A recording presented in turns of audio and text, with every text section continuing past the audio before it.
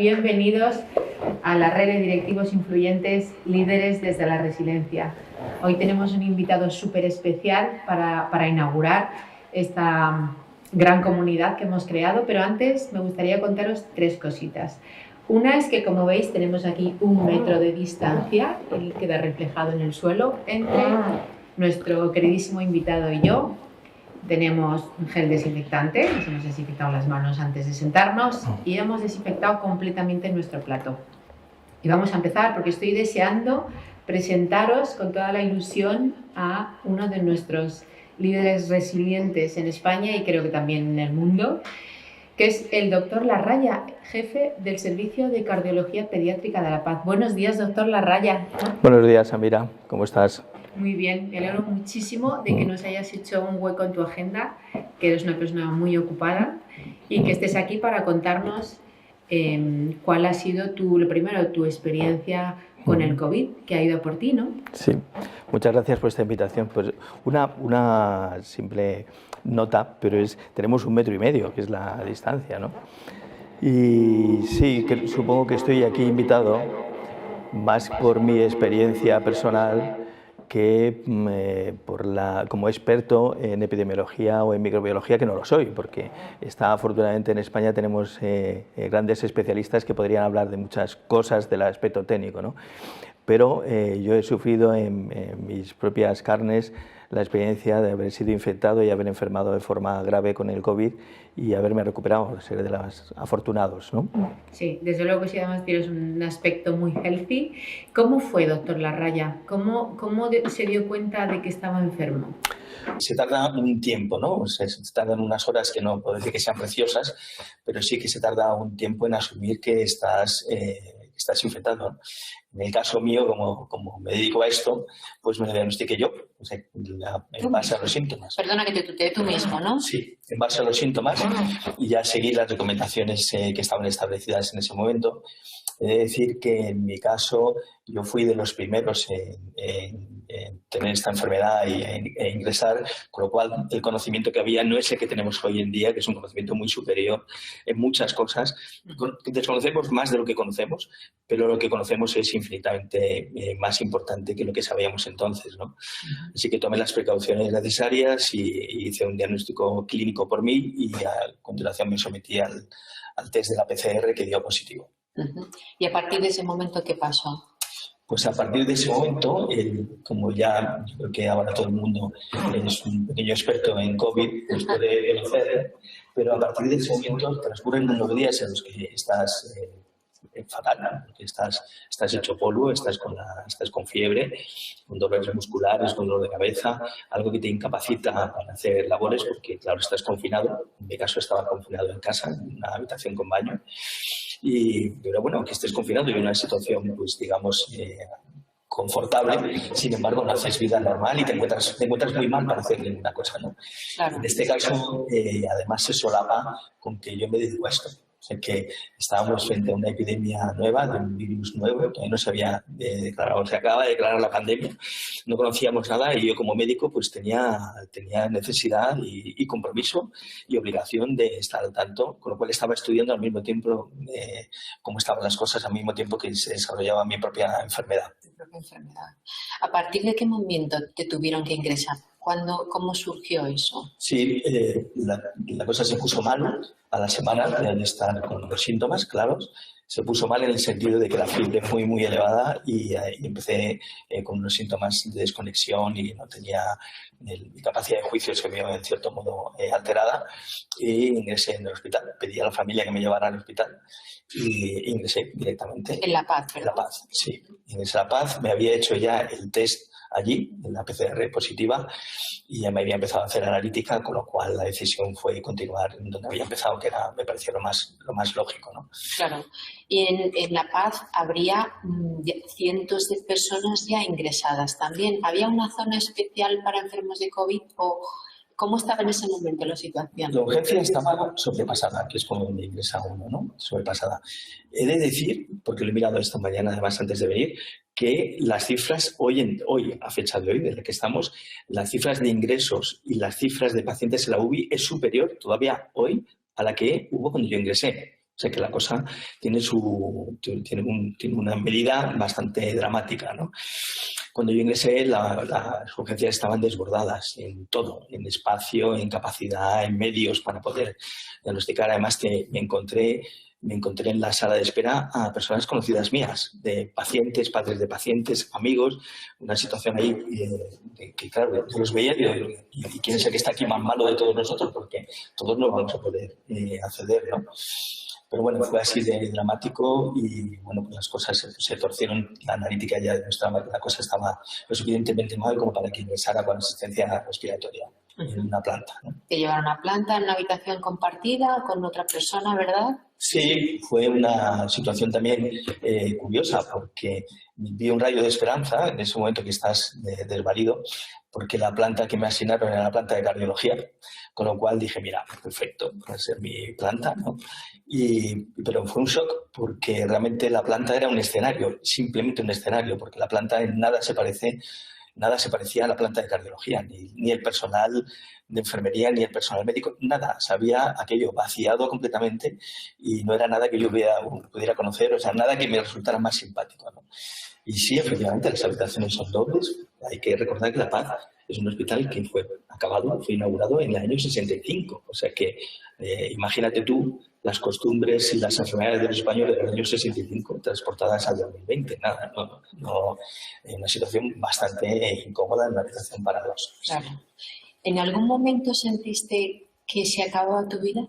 Sí, porque el ingreso suponía una situación doble, o sea, lo encaraba, tenía que encarar desde el punto de vista como enfermo, que estaba viviéndolo, pero también desde el punto de vista como médico. O sea, que yo seguía muy preocupado por la evolución de la enfermedad, no por mí, sino como médico, ya digo, una enfermedad nueva que estaba ocurriendo y teníamos datos, y como tenía el teléfono móvil, tenía acceso a eso, y tenía acceso, desde luego, a mi historial también, lo cual era una situación bastante comprometida, porque podía ver mi propia evolución y las anotaciones y los comentarios que me hacían mis compañeros y al mismo tiempo que desde el punto de vista médico era así y desde el punto de vista paciente estaba sufriendo la enfermedad con un deterioro claro en la evolución, cada vez más dificultad respiratoria, cada vez una situación más complicada, ¿no? O sea, has estado en un momento totalmente crítico de tu vida, ¿no? Sí, realmente es un momento bastante crítico. Yo creo que es el más crítico que he pasado, que no es que haya pasado una vida muy sencilla, o sea que he tenido más problemas desde el punto de vista personal y desde el punto de vista familiar y de la sociedad, ¿no? Pero viviéndolo como esto, que sabes que yo veo afortunadamente el término como un tsunami, de que viene y es una ola que uno no puede parar, es la primera vez que me pasa, nunca he vivido una cosa así. Espero no volver a vivirla. Ojalá que no, seguro que no. ¿Y cómo se vive la soledad, doctor Larraya? Porque ha habido miles de personas que, como tú, han estado aislados en el hospital sin poder hablar con su familia, aislados. Sí. ¿Cómo se viven esos momentos? ¿O lo que has hecho tú también para superar eso, para sacar, de dónde sacaban las fuerzas para seguir luchando por tu vida, ¿no? Sí, efectivamente, a pesar de los años de profesión y de las cosas que uno ha visto, esto superaba la experiencia previa, ¿no? Porque uno está como enfermo, estás con una mascarilla, estás en una cama, o sea, esta es una situación que es difícil de reconocerte a ti mismo, ¿no? Y por otro lado, el personal, tanto en la enfermería como el facultativo, como el personal de limpieza, pues claro, van con sus medidas de protección, o sea que las personas entran lo menos posible y van cubiertas completamente, o sea que las pocas veces en las que entran y tú estás solo todo el tiempo, no tienes nada que te pueda además distraer. Y las personas entran en la habitación a hacer su función en una situación bastante difícil, ¿no? Porque están muy preocupados por sí mismos para cumplir por su preocupación de no infectarse, lógicamente, y para cumplir todas las reglas tan estrictas y tan difíciles de llevar a cabo. Porque debo recordar, dentro de los deportes, a mí me gusta mucho el deporte y uno de ellos, de los que más me ha gustado siempre, ha sido el buceo, con escafandra, ¿no? Y recuerda aquello, ¿no? Y cualquiera que haya hecho buceo sabe el enorme esfuerzo que supone ponerse un traje y quitárselo. Pues hay que transportar este esfuerzo a los profesionales que están ahí durante horas con ese traje. Y claro, están muy preocupados por sí mismos y por eso. Pero respecto al enfermo, es una situación que compromete mucho la comunicación. No hay posibilidad de comunicación no verbal.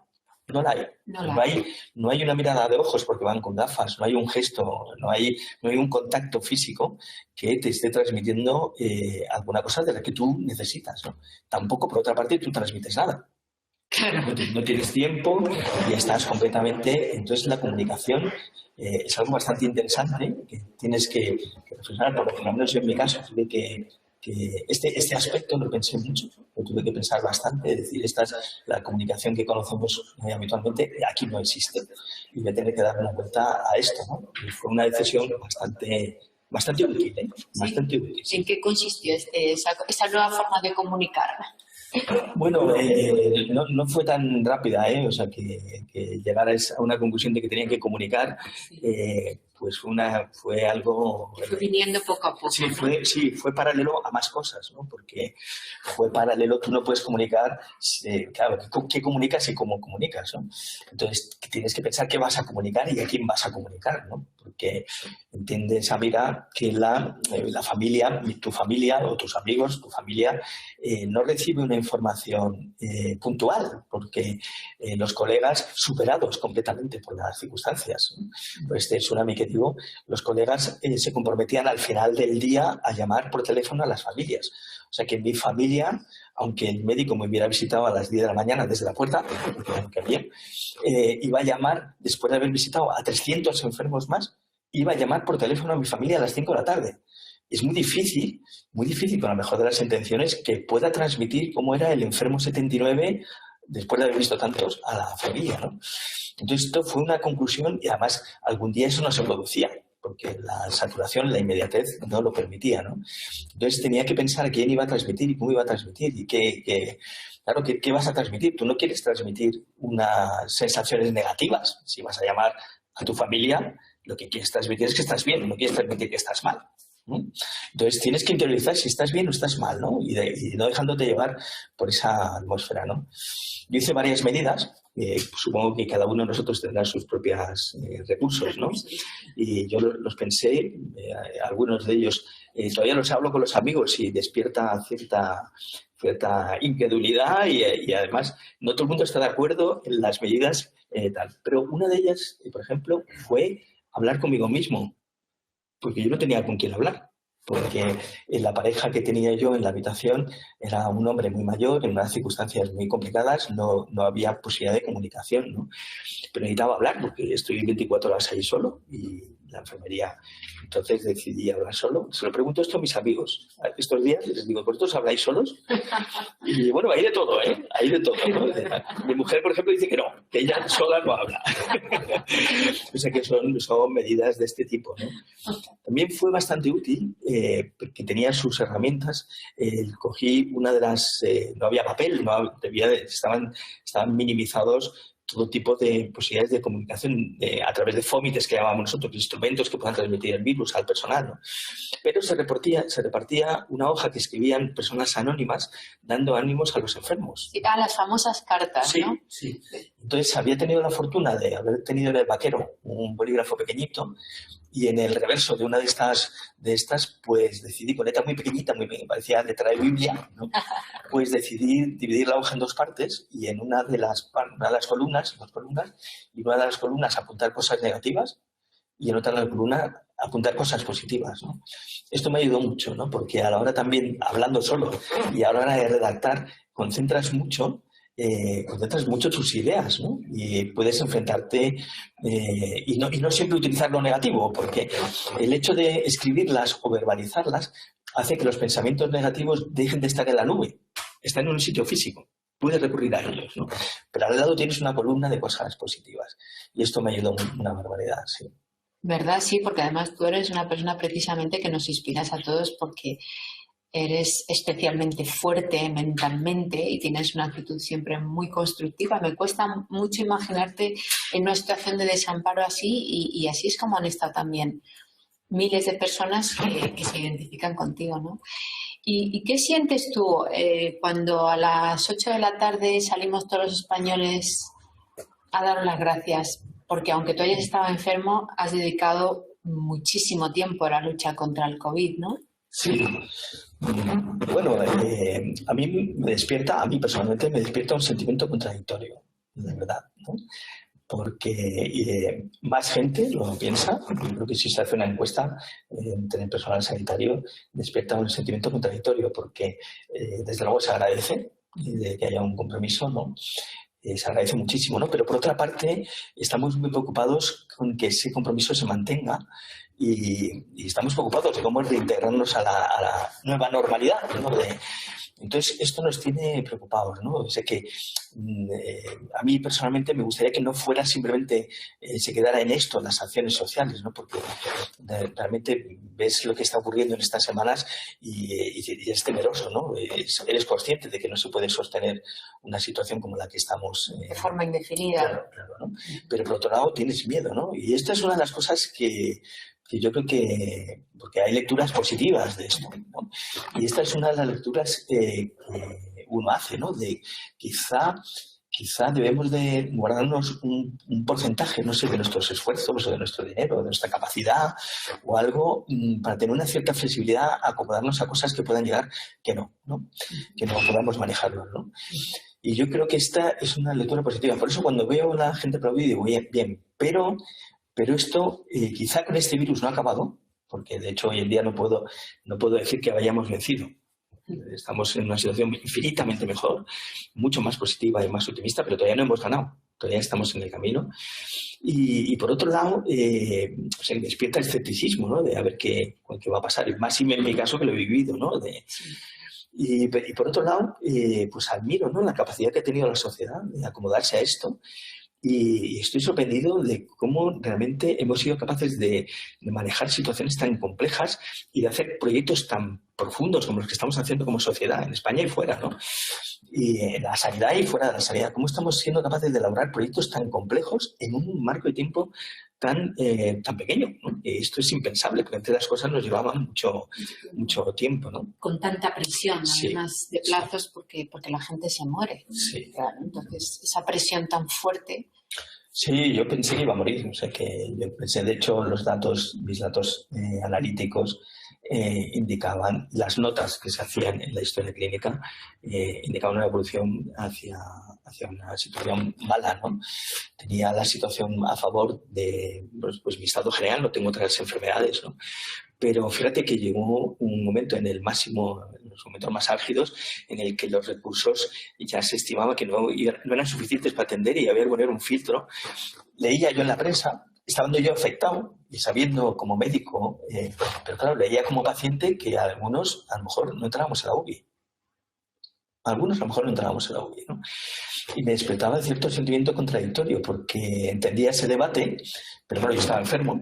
Y por otro lado, en mi caso, se daba el problema añadido de que mi personal, mi staff, la gente que trabaja conmigo, habíamos desarrollado el servicio y habíamos dedicado todos los esfuerzos humanos a estar cuidando personas con COVID. O sea que realmente mi staff, mi personal, podía en un momento tomar la decisión de que yo no era apto para ir a la UBI, sí. Es una situación bastante dramática. Sí.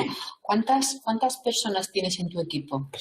Bueno, yo creo que estoy tomando las gafas y me gustaría hacer una llamada a esto, porque son de estos gestos que son difíciles de hacer desaparecer, pero por otro lado debieran desaparecer, porque cada gesto de estos es una posibilidad de contaminación y de extensión del virus, ¿no?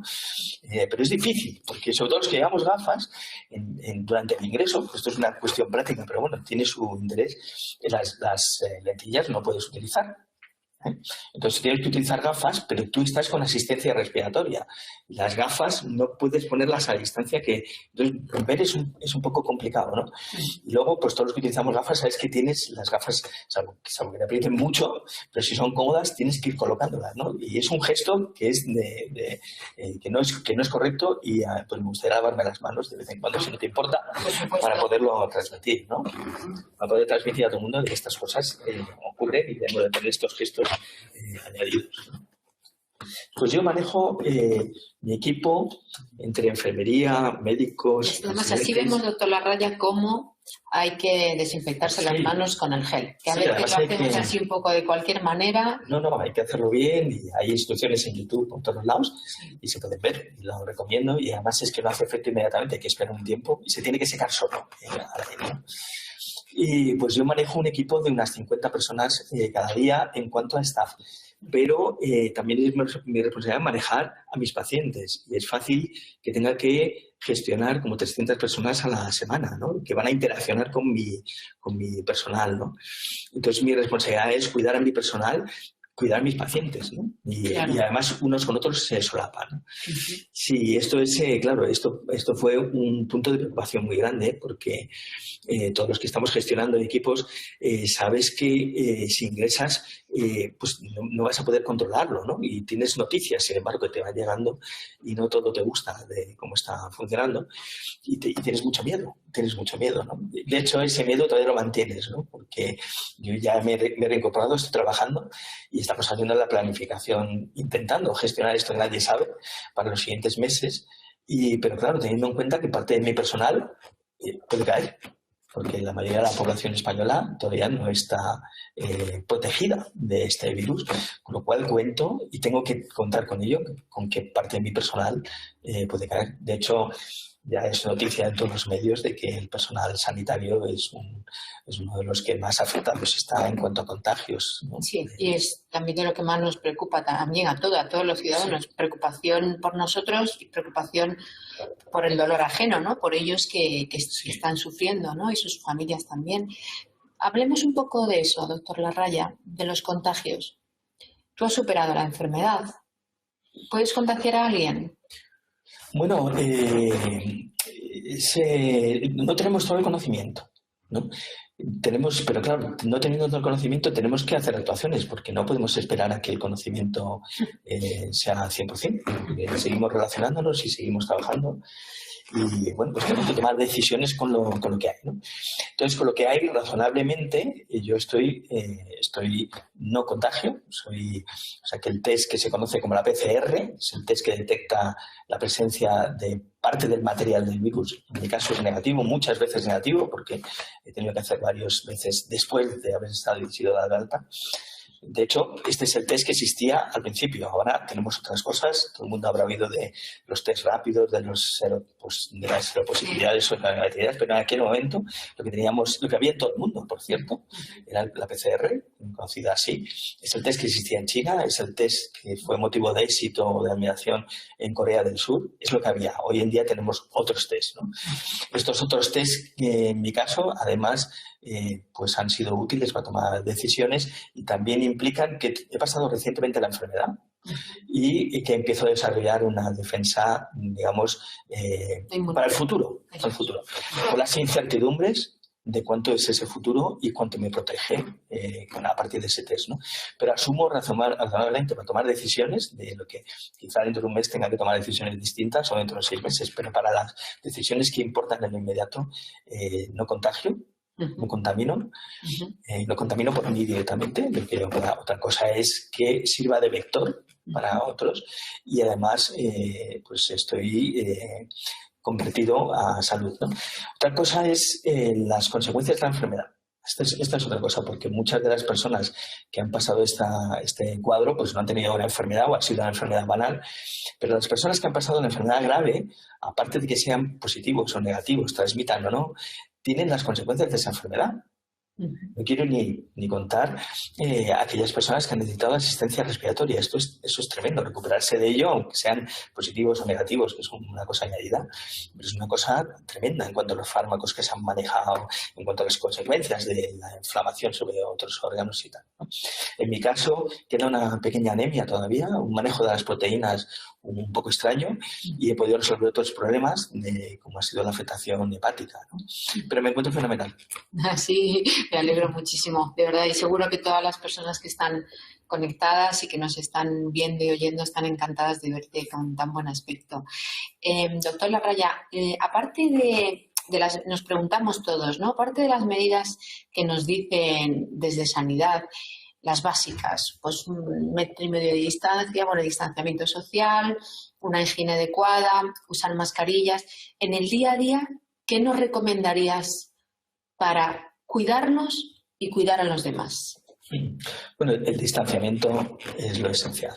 El distanciamiento social es lo esencial, porque aunque ya digo que el conocimiento no es todavía el que nos gustaría tener, los que estamos, además aspiramos a ello como médicos, pero el distanciamiento social es la medida más efectiva que hay.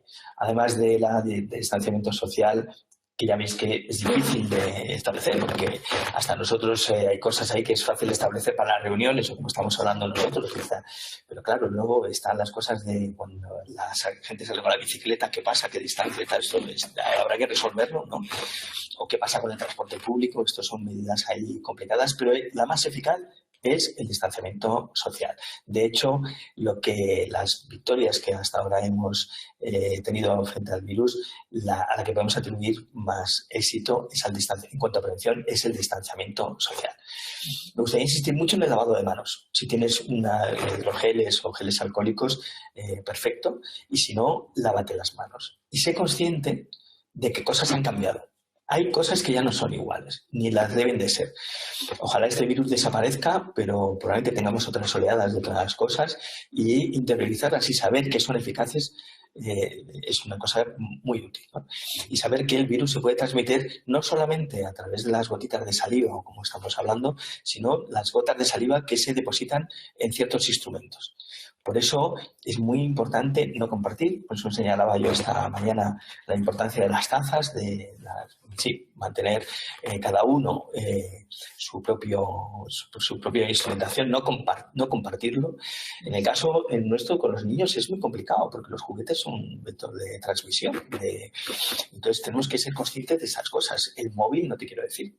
El móvil es ya antes de la epidemia del COVID ya había muchas noticias en Internet, sobre todo ha habido más noticias acerca de lo contaminados que están nuestros móviles. En el caso del COVID es una fuente de transmisión, igual que las pantallas de los ordenadores táctiles o las distintas tabletas que manejemos, o igual que el ratón que manejamos, son vectores de transmisión y debemos de adquirir la costumbre de limpiarlos cada vez que lo utilicemos, ¿no?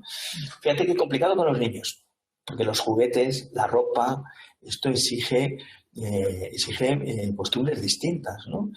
En el caso de los que trabajamos con niños, tener que transmitir a las familias que cuando vengan a las consultas, pues deben de venir las menos personas posibles, que a veces con los niños es una cosa inmanejable, pero mejor que venga un solo adulto.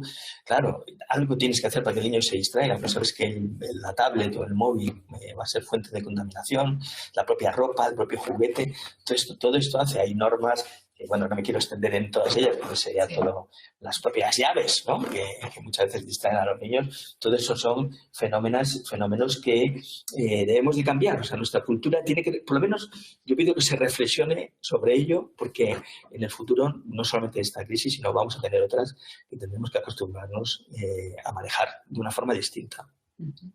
¿Cómo ves tú cómo nos ves a los españoles dentro de, vamos a decir, corto plazo, los próximos 3-6 meses?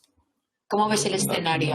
No lo sé, la verdad, me gustaría. No te lo imaginas, ¿no? No me lo imagino. ¿Crees que vamos a estar mucho mejor, igual, peor? No creo que vamos a estar mejor. Espero que no haya una segunda oleada. Estamos, o oleadas menores. Algo va a pasar. O sea que contamos con que va, pero esperemos que no sean en la cuantía que esta oleada nos ha venido, ¿no? Y también nos va a pillar pues más preparados, ¿no? Desde el punto de vista de los recursos sanitarios y tal.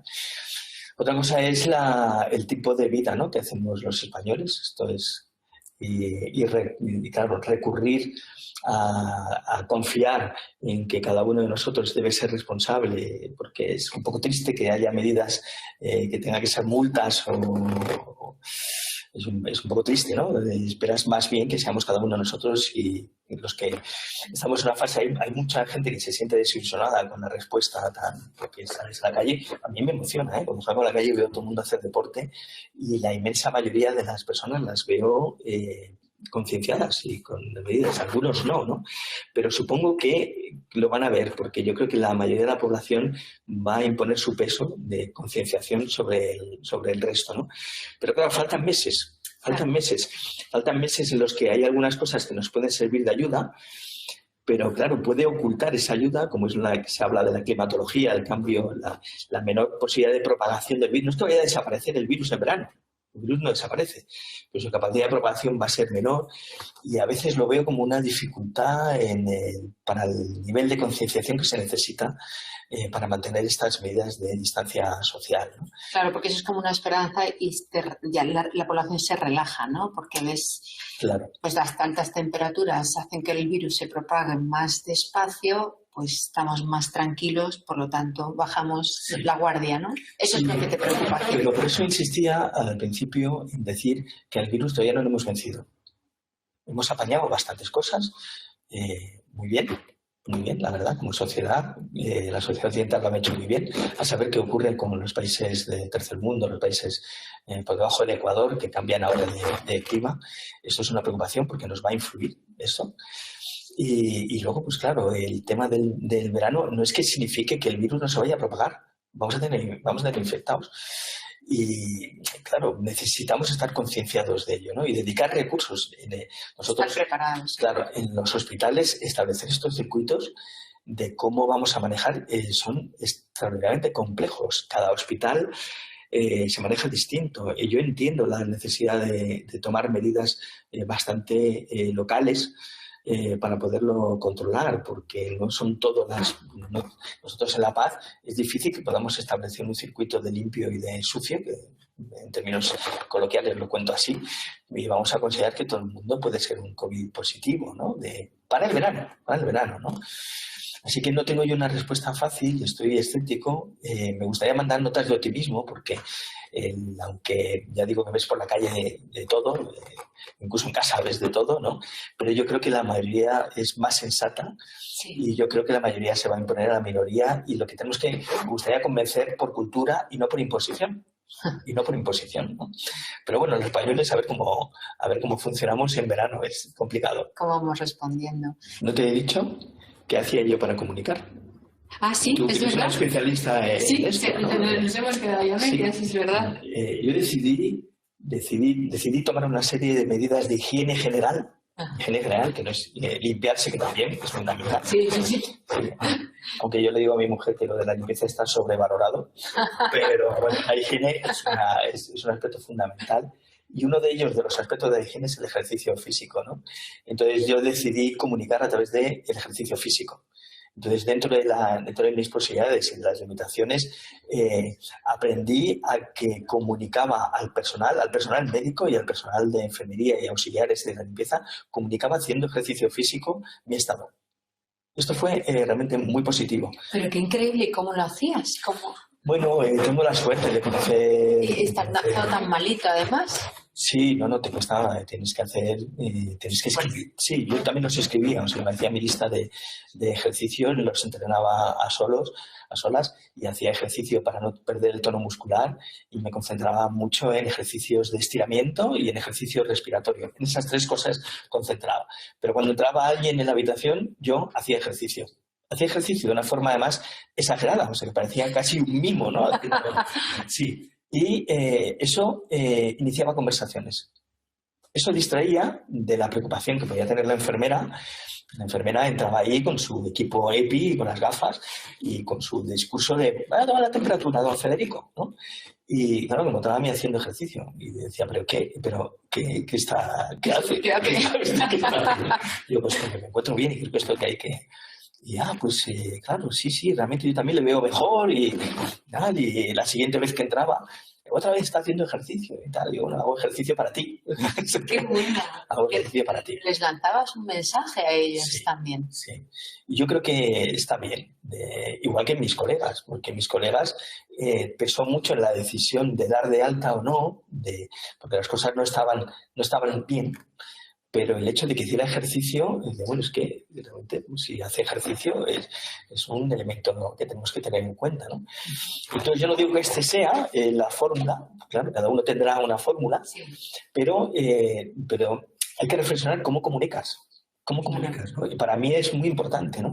Me acuerdo de una paciente que teníamos fuera de este episodio, que teníamos una paciente que teníamos candidata a trasplante en la UBI y tenía un riesgo infeccioso muy grande. Entonces ella la teníamos, una chica adolescente, la teníamos con mascarilla y nosotros pasábamos con mascarilla, gorro, guantes y tal. Y decía, por favor, tóqueme. Quítese la mascarilla.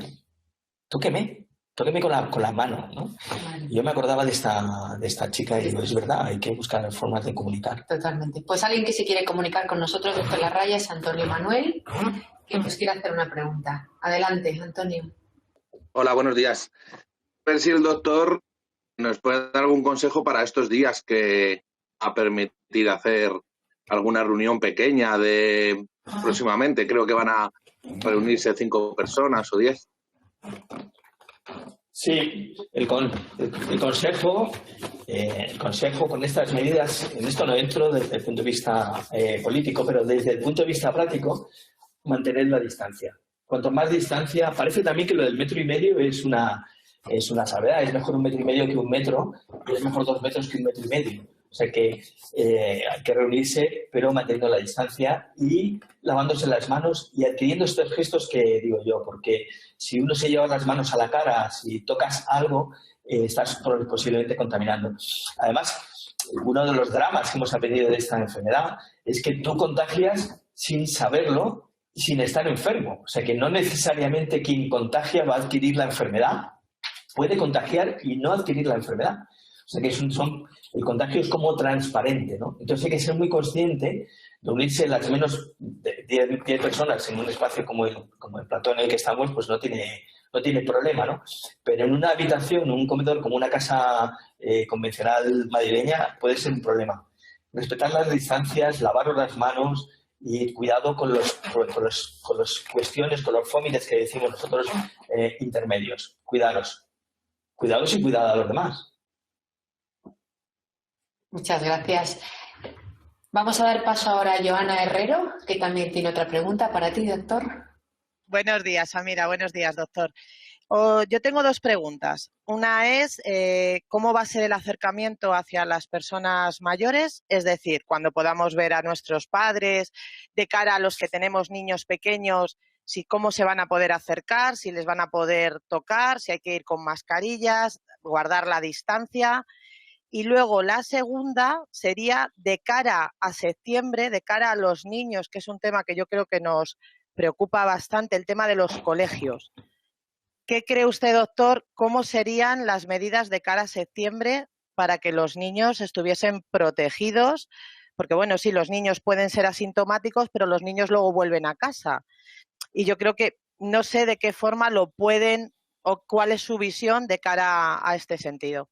Muchísimas gracias. Sí. Gracias, Joana. Bueno, tengo obligación de ser cauto con esto porque no me atrevería a pronunciarme, no porque quiera mirar a otro lado, sino porque es un debate que estamos teniendo exactamente en estos días. El cómo probablemente, ya no sé si lo han leído en los medios, pero hay un debate muy interesante de cuál tiene que ser el papel de la asistencia de atención primaria, que no debe quedarse solamente en los centros de salud, sino que probablemente tenga que tener un papel en estas comunidades, en lo que son las residencias de mayores y lo que sean colegios, ¿no? Entonces es un debate muy intenso, difícil de... No puedo trazar unas líneas muy gruesas aquí porque afecta a los recursos que tienen nuestros colegas que están en estos medios, colegas médicos y enfermeras, me refiero a estos medios, que están en los servicios, se está trasladando ahora desde los hospitales a ellos y habrá que dotarlos de alguna forma y habrá que establecer circuitos para que la atención primaria esté con capacidad de intervenir en esos centros, ¿no? Pero no me gustaría ser precipitado, Joana, no es que mire a otro lado, es una cosa que nos tiene preocupados y es exactamente en eso en lo que tenemos que concentrarnos. Desde luego estamos en los hospitales con los tratamientos, están los científicos en la parte más básica de la vacuna y las medicaciones que pueda haber, y está el debate social de cómo hacemos precisamente la participación en eso y en los clubs deportivos, en otras entidades o en los cuarteles o en las cárceles. No solamente, sí, que todos ellos comparten este problema. Sí, no nos hemos olvidado de ellos desde el punto de vista médico. Muchas gracias. Si te parece, podemos hacer un breve resumen, doctor Larraya, de lo que hemos conseguido como país hasta ahora, que ha sido extraordinario en muchas cosas y a lo mejor en otras no tanto. Sí, bueno, no soy psicólogo. No soy psicólogo, pero es interesante estudiar, por lo menos desde el punto de vista de la psicología y de la sociología, lo que significa esta experiencia para todo el país, ¿no? Porque, claro, tenemos costumbre, los médicos por lo menos, ¿no?, de estudiar la resiliencia en las familias y en nuestros enfermos desde el punto de vista individual, ¿no? Pero esto es un fenómeno colectivo, ¿no? Y es interesante. Yo creo que el haberlo pasado como lo hemos pasado de intenso, porque ha sido desproporcionado, ¿no?, lo que nos ha pasado, y dentro de lo que ha pasado al país, lo que ha pasado a ciertas comunidades, yo creo que nos va a hacer más fuertes. Ya vamos a saber cómo responder, ¿no? Luego me gustaría recalcar lo que estaba diciendo, o sea que yo creo que es una oleada que nos va a permitir hacer un cambio cultural a mejor. Yo confío en que la mayoría va a saber imponer esa nueva cultura de sentido común y de solidaridad, ¿no? Porque nos hemos comportado como un pueblo solidario, ¿no? Sí. Y esta transmisión de esta solidaridad la vamos a poder hacer extensiva a la mayoría de las personas, ¿no? Y me gustaría resaltar la capacidad tan asombrosa de, como decía al principio, de ser capaces de hacer proyectos en tan poco tiempo, de responder de una forma tan asombrosa, con circunstancias que nos hubieran llevado probablemente años, ¿no?, discusiones, ¿verdad? Y hemos sido capaces de resolverlas en poquísimo tiempo, ¿no? Sí, o sea, no solo son los chinos, que tienen un potencial brutal, que nos dejan admirados porque son capaces de hacer cosas extraordinarias en poco tiempo. Nosotros también, sí, como país, estamos orgullosos de todo lo que hemos logrado en tan poco tiempo, ¿no? Sí, también es interesante que ha despertado muchos aspectos de debate. Esto está muy bien, que reflexionemos sobre cosas que a mí me exceden, porque no son, pero bueno, ¿sabes?, la dependencia de otros países, la flexibilidad del sistema, el comportamiento político, la flexibilidad de los sistemas de asistencia, el qué hacemos con las residencias de ancianos y con los colectivos menos protegidos. Esto es un debate que en este momento está encima de la mesa. Está encima de la mesa, sí, así es. Muy bien, pues yo creo que con estas reflexiones tan interesantes nos vamos a despedir de ti y te agradecemos muchísimo como líder resiliente, y te quedas con ese título así de grande porque has sido de verdad muy, muy resiliente en no solo haber superado la enfermedad, sino estar ya trabajando, estar aquí hoy aconsejándonos, ayudándonos y bueno, aportando a la sociedad civil. Muchísimas gracias. Gracias. Larraya. Ánimo y cuidado. Cuídate tú también. Hasta pronto. Gracias.